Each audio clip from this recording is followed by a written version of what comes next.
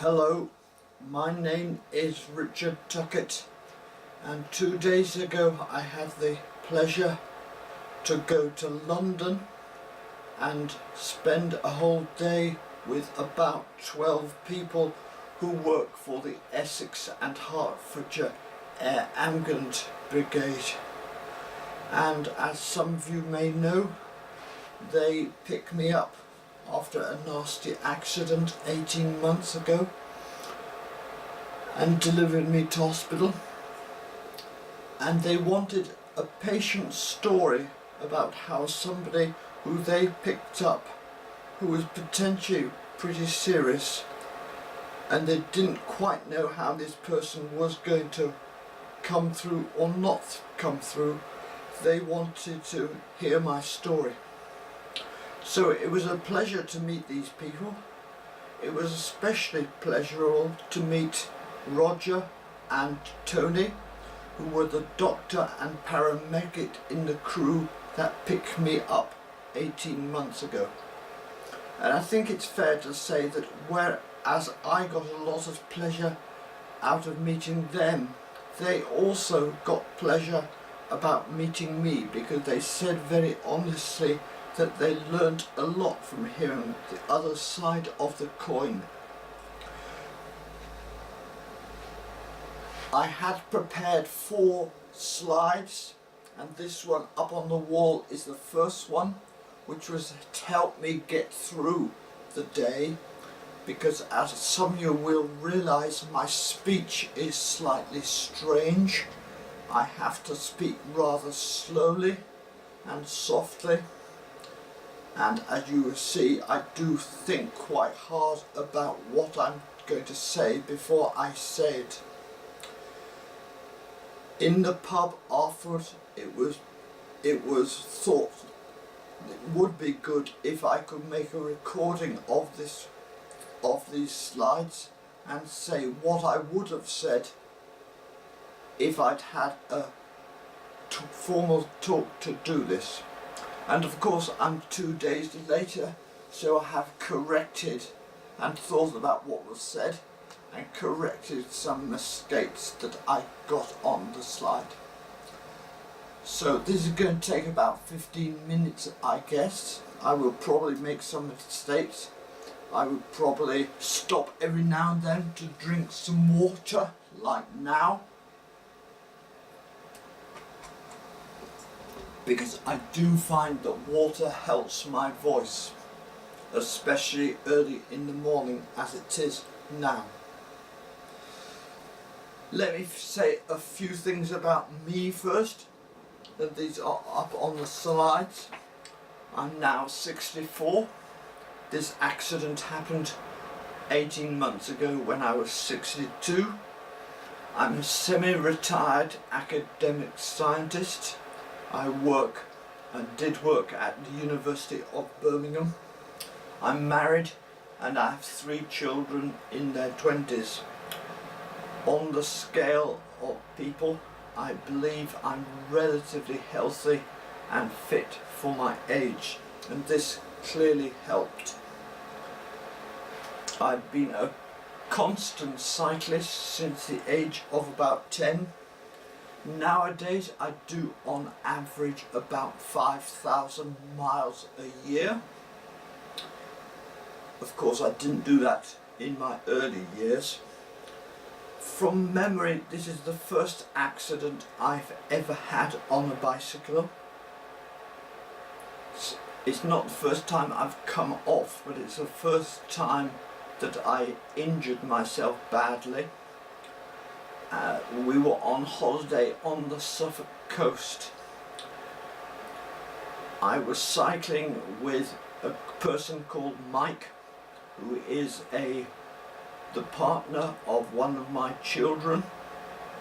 Let's call him the son outlaw. I hope he's not upset by that. We were about 30 miles into a 40-mile trip. It was a Friday evening in July 2016. It was sunny, the weather was good, the road was in perfect condition. for cycling. It happened at about 7 o'clock in the evening near the Minsmere Bird Reserve, which is about 55 miles from the air ambulance base near Colchester, at a suburb called Earl's Colne. The accident was a freak, and when I say freak, I really mean freak. It was caused by a rut in the road, in the centre of the road, because I'd got into the centre because we were turning right. It happened on a B road. There were no other cars about. I did not hit anybody. Nobody hit me. Mike was 10 yards behind me, and he saw it all. He was the only person that saw it all. Just at the speed at which I was going and the angle at which I hit the rut, for some reason the front tyre locked in the rut. It spun me round through 180 degrees so that I was facing backwards, and that motion round tossed me off sideways, and I landed on my head and hit the helmet about that point, the front on the right hand side. That picture, by the way, is of me cycling about 80 or 100 miles in the Peak District about 1 month before this accident happened. Let me say straight away, I was wearing a helmet as well in July, and I have absolutely no doubt that I would not be here if I had not been wearing a helmet. If as much damage could be done with a helmet, I dread to think what would have happened without the helmet.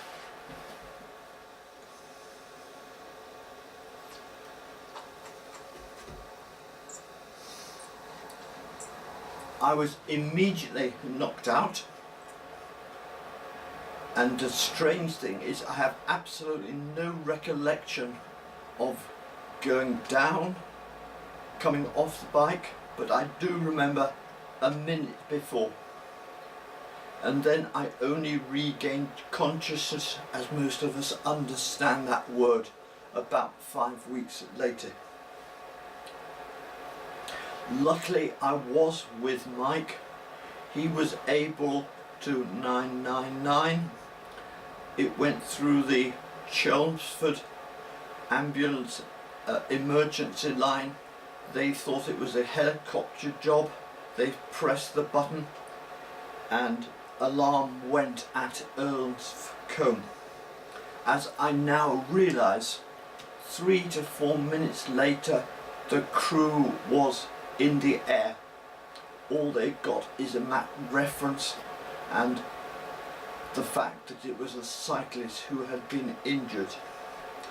They had to come 55 miles, which is towards the end of their limit, as I understand it. It took them, I think, about only 20 minutes. They were able to land close by in a field, and they got to me roughly at about 8 o'clock. It gets a bit technical now, but I was reckoned to be on the GCS scale 3. That's very serious. GCS stands for Glasgow Coma Scale, and is a scale that goes from 3 to 15. 3 is very serious, 15 is you're okay. When they first got to me, I showed no reaction to anything, so that counts as 3.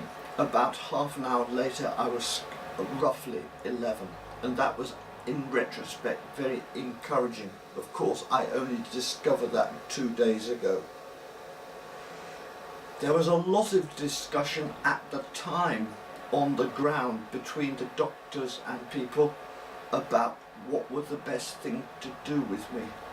They thought that I would need to go to a major trauma centre, and the only one, or the closest one to them, was in Cambridge Addenbrooke's Hospital, but that's about 80 miles away. and they quickly work out they could not get there in daylight, and the helicopter they had could not land at night. So it was decided to take me to the local hospital, which was Ipswich, which was about 20 to 30 miles away, and I got there roughly at 9 o'clock. Apparently I could go in the ambulance without being ventilated or anaesthetised. They were confident enough that I would make that short journey. I got to the hospital roughly at 9 o'clock and they knew what was coming. So the A&E trauma people, they ventilated me then, anaesthetised me and scanned me, CT scanner, and probably x-rayed me as well, I don't know. I was then transferred a few hours later to the Cambridge hospital by land ambulance with a doctor in presence with me, as has to be the case if you've been ventilated.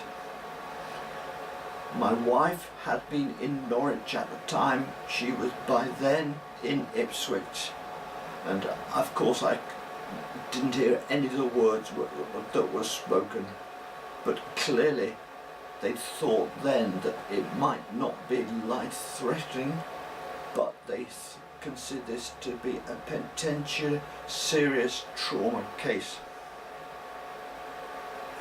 So I got to Cambridge on that Saturday morning at 2 o'clock in the morning. It transpired that I have several broken ribs, some of them broken in several places, and there was a worry that the ribs could pierce through to my lungs. I had a broken clavicle, and there was huge swelling around my right eye, so I could hardly see out much.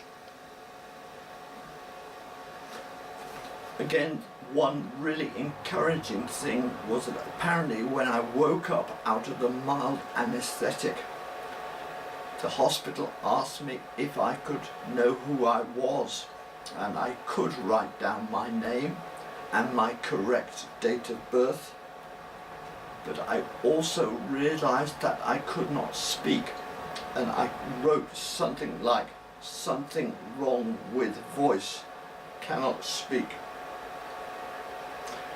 They decided to put me into an induced coma, and I was therefore in the trauma ICU unit, asleep and totally still while the ribs and the brain healed. I was there for about 2 weeks. I was then moved to the high dependency unit, and this is standard for the major trauma centres. Again, I have no memory of those 5 weeks in Addenbrooke's at all. In retrospect, I'm told I did all sorts of outrageous things, like trying to get out of bed and pull wires and flay my arms about in the latter stages in the HDU.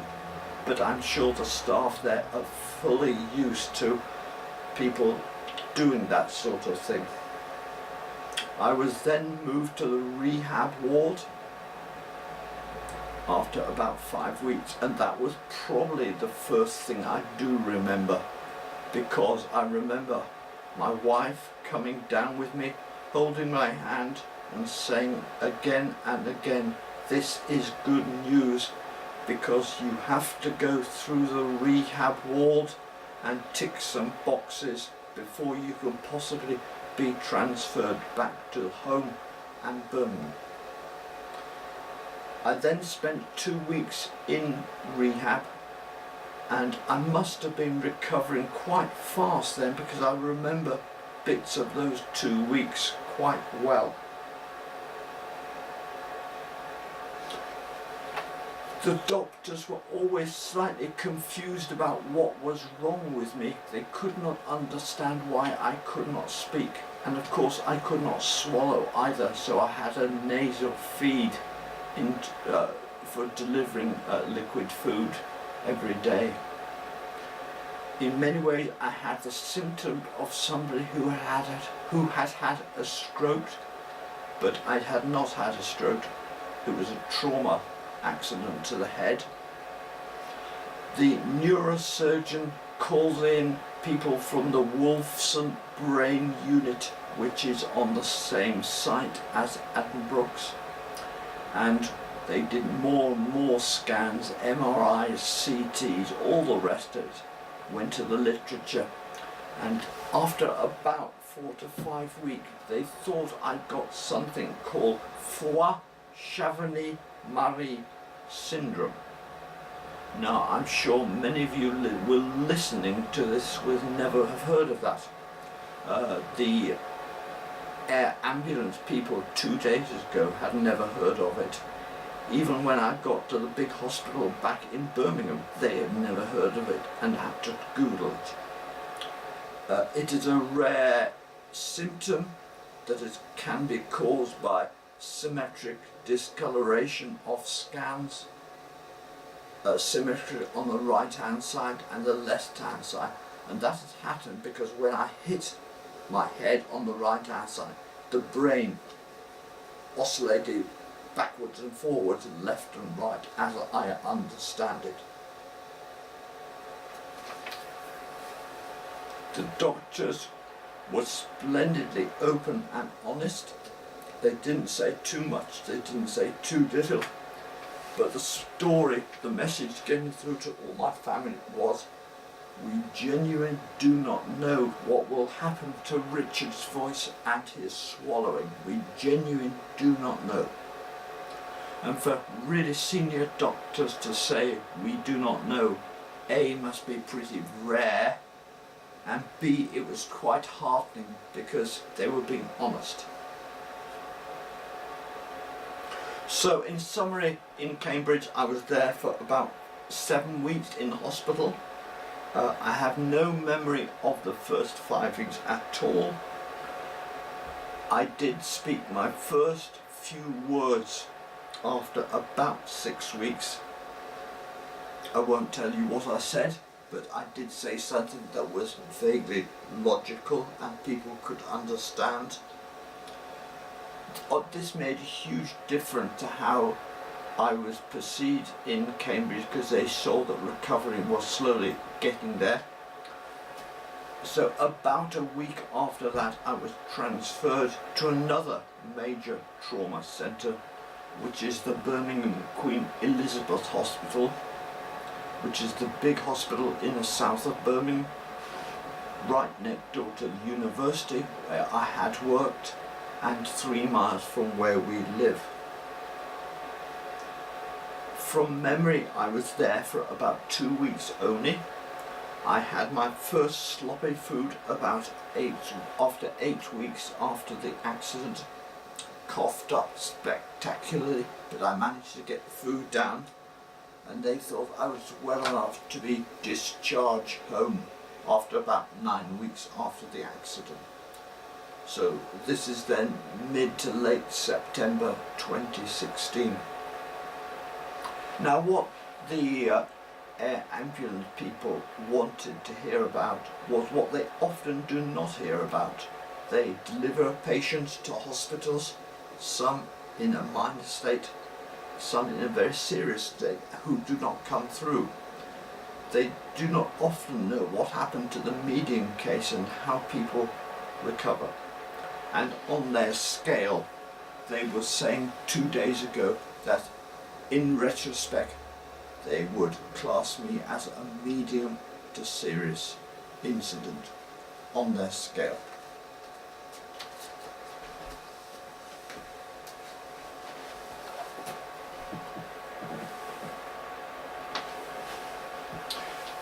So the next slide tries to summarize how I've recovered in the last 15 months and got to the stage I am now. And it really falls obviously into 2 parts. I didn't realise this was going to happen at the time. What I'm going to call Cambridge recovery is centred on my brain and how the brain is recovering from this major incident. They always try to see people within 4 to 6 months after discharge, and so they encouraged me to go back to them around December 2016, which I did. They were very encouraged and said they'd like to monitor me, so I went back 6 months later in June 2017, and progress had been good, and they then suggested that I might like to be a trial for the Wilson Brain Research Unit, where they really try to work out how people do recover from brain injuries.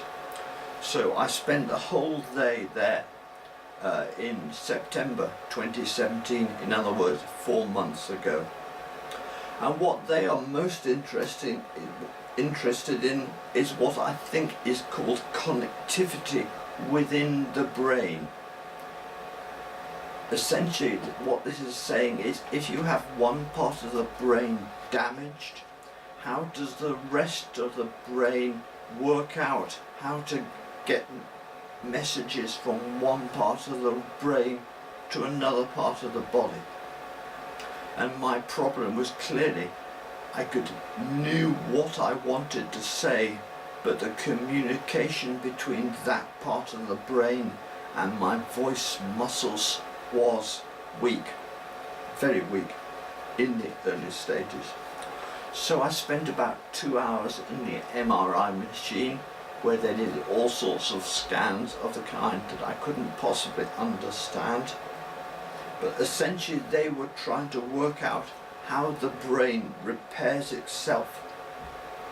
I had 2 hours of psychological computer testing and 2 hours with the hospital speech therapist, who had essentially been with me a lot of the time when I was in hospital a year previously.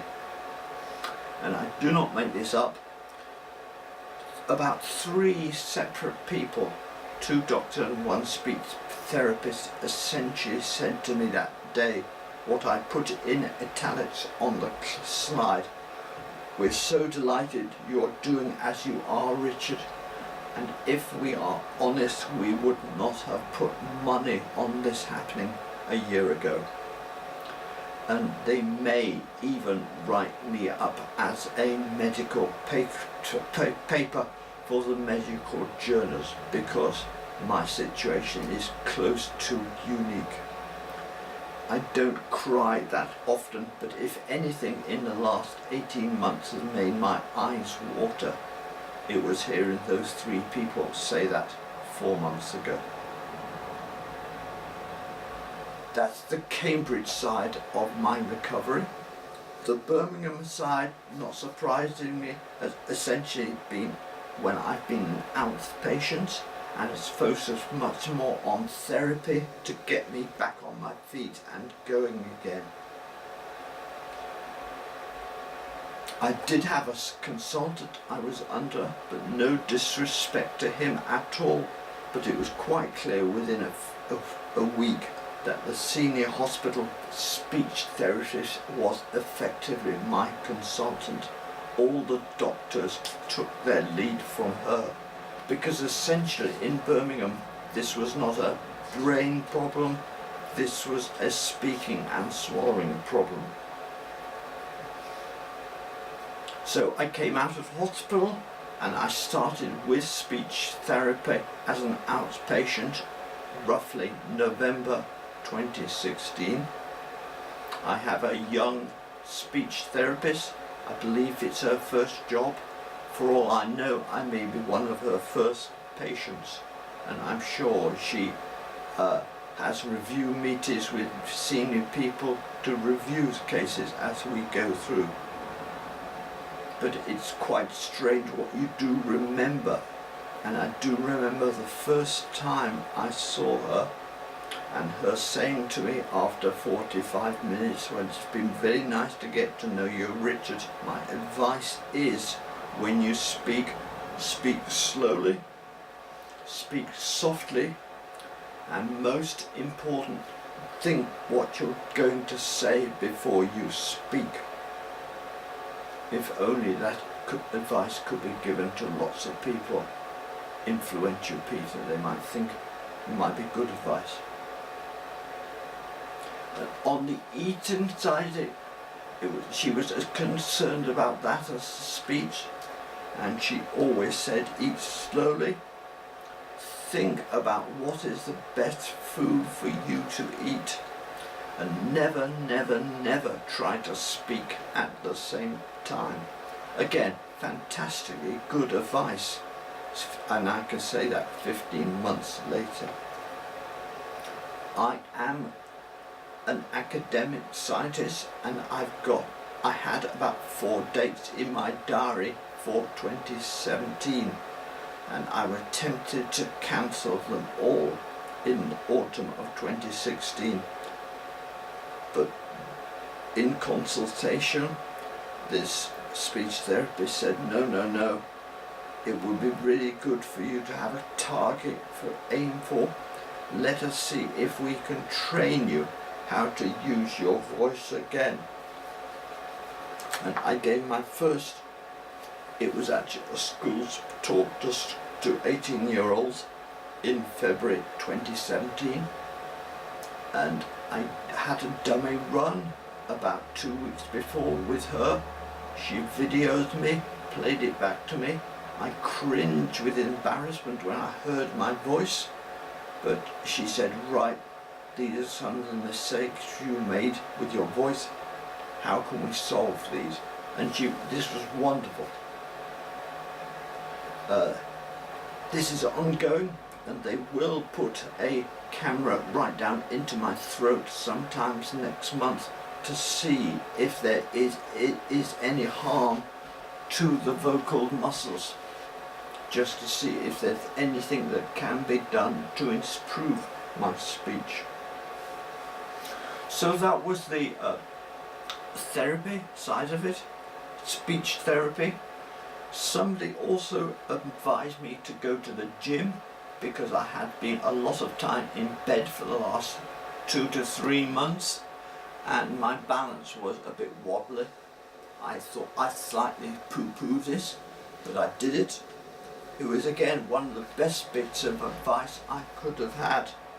I spent roughly 2 hours a week, 2 sessions of 1 hour for about 3 months in the gym under trained physiotherapists, and again they were wonderful, and they said at the end my balance was so much better than it had been 3 months previously.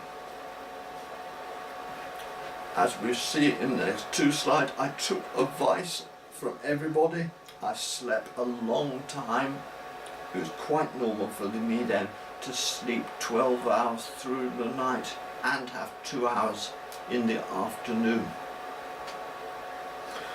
The weather in autumn of 2016 was really good. I don't know whether you can remember this, but last October 2016 was a fantastic month for weather, and this was the month just after I had been discharged. And so my wife and I and friends, I just went for a walk every day, often in the sunshine.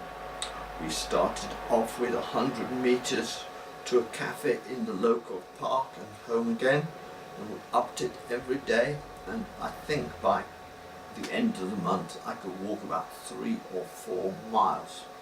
That made a huge difference. I did not get onto my bicycle again for about 8 months. I started up again about April 2017, again slowly, and 10 months later I'm now back to where I was.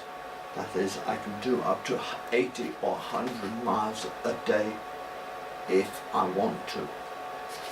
I have made one change, which is that I will never cycle these long distances again by myself, for obvious safety reasons. I did not drive for about 9 months, I started again around May 2017. My driving, I'm glad to say, is not affected, but I do again try not to drive by myself for long distances, and as I age I do use the train more and more than I used to. So that, I've gone on a bit, but that's the 2 stages of my recovery.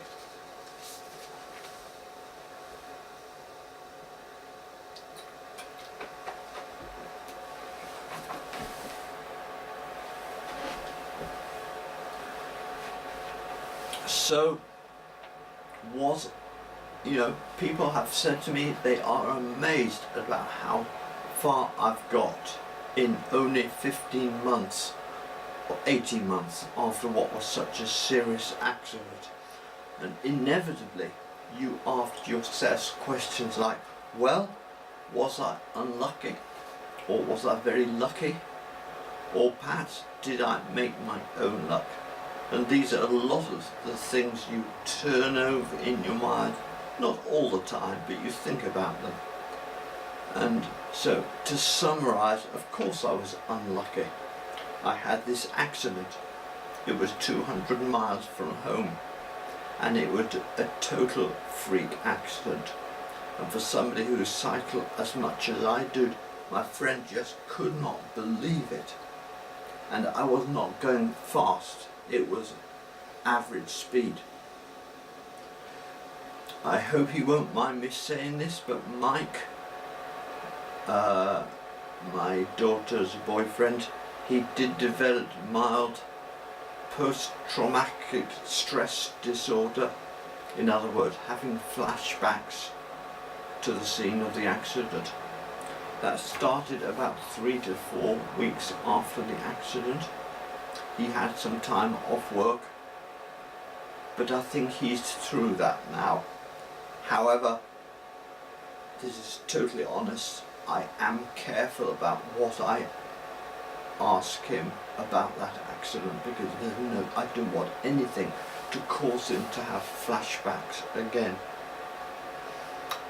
The third point where I'm unlucky is I might have to think again about swallowing and speaking for many years to come. Eating is okay now, but I am careful what I eat. I eat a lot of porridge, homemade blended soup, and mashed bananas.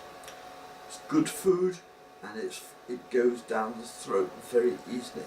There are some things I avoid: crisps, nuts, biscuits.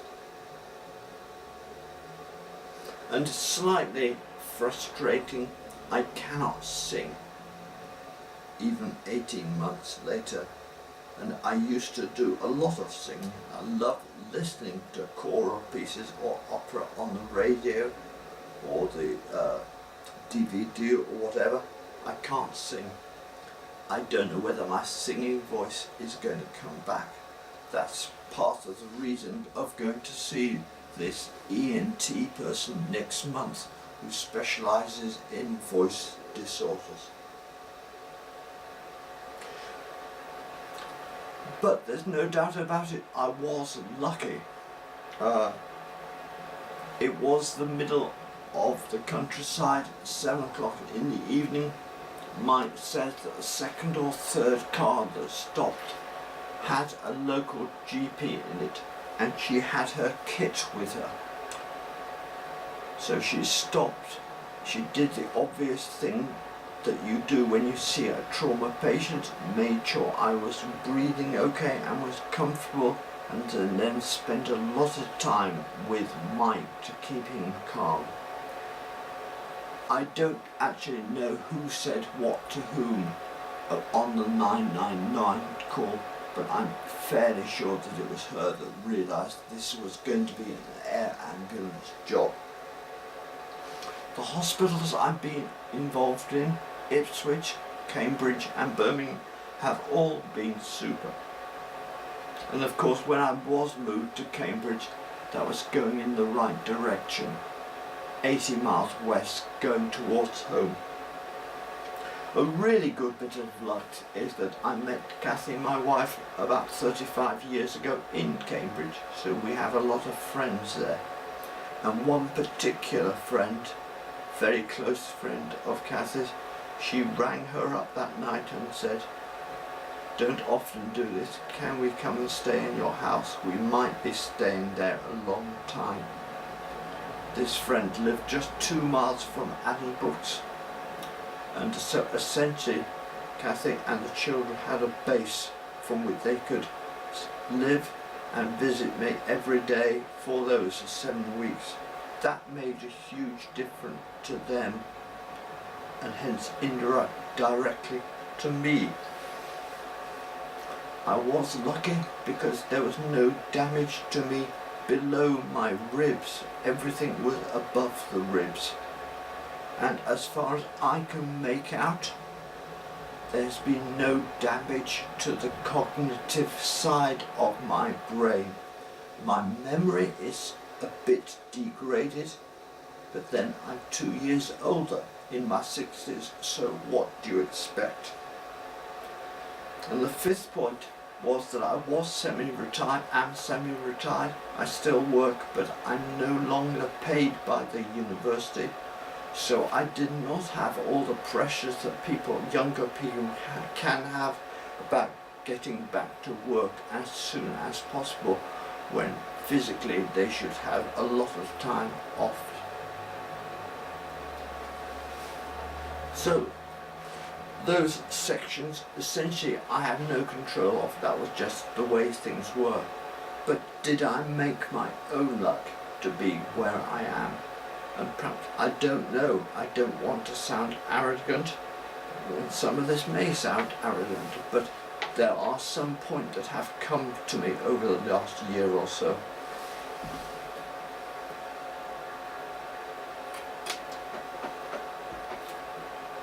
The first one is that hospitals do not faze me at all. I have had chronic leukemia for 25 years roughly now, had chemotherapy twice, I have regular blood checkups at haematology departments every 6 months, and I'm part of the furniture. Going into hospitals or being present in hospital do not faze me at all. I'm lucky there. I've worked in universities. I have many friends who are doctors or have been doctors, age 25 at the start of their career to 75 at the end of their career. And I think I do understand how hospital staff operate, what they can do, what they can't do, and in many ways they have a lot of pressures on them that universities have on them. And personally, I'm of the age that respect totally what professionals in their disciplines say. What that means is that when I regained consciousness after about 5 or 6 weeks, as the days turned into weeks, turned into months, went by, I did listen to everything that the pros said, and almost without exception acted on what they said. And I said yes to anything that was offered about way of recovering, and still am saying yes to everything that is offered. Because anybody who's had this sort of problem, and medical people will know, recovery was always going to take a long, long time. And my total voice recovery may take 5+ years. It may take less, I don't know. So it's a long pathway I'm on, and I'm only 1.5 years on. I have had depression in the past in my life, but not now. I was not being depressed, and I did not want to get into the blame game, blame somebody or something or the road for what had happened. It had just happened, And when you cross the road, you can be hit by a car tomorrow. I'm afraid that is life, and these things happened. So that is my summary of whether I were to answer that question at the top of this slide. Was I unlucky? Unlucky? Lucky? And those are basic facts. I have no control there, but I did have some control about the bottom part. How did I make my own luck? And we're getting near the end. So what advice would I give to anyone caught in a similar situation? Well, I say now to anybody that is listening that if anybody who knows me vaguely has a son, daughter, mother, father, granny, girlfriend, boyfriend who is caught in a similar incident and ends up 7 to 12 weeks in the big Birmingham hospital, do please ring us up and come and stay with us, and we can then replicate what our friend in Cambridge did for us. The one constant bit of advice I got was sleep, sleep and sleep, because surprisingly that is when the brain recovers best. That's not what I would have thought before, but that's what all the medical people said. Nurses, physios, staff, sleep. I've talked about eating regularly and what is appropriate for you. And there I did have to be careful because of the swallowing issues. I pretty well, not totally, but almost totally got off alcohol. Not that I never ever had much. I've talked about fresh air and walking as much as possible after hospital discharge. And then these are the things that I would suggest if you're caught in a similar situation to me. In the early days of coming home, keep away from TV screens and computer screens, or limit their use. Your brain gets very tired very quickly. And in fact, I listened to the radio much more than the TV in the early months. I limited myself to one telephone call a day to a friend, perhaps living 100 miles away, and I tried to limit visiting from local friends to one a day and time limit them. That is obvious, but don't try to solve all the problem too quickly. Don't be surprised by anything that might happen. I used to play the piano at a reasonably medium to high standard for an amateur, and when I first tried to play the piano it was garbage because the left hand would not coordinate with the right hand. One part of the brain sent one message to the left hand, another part of the brain sent a different message to the right hand. It was utterly extraordinary.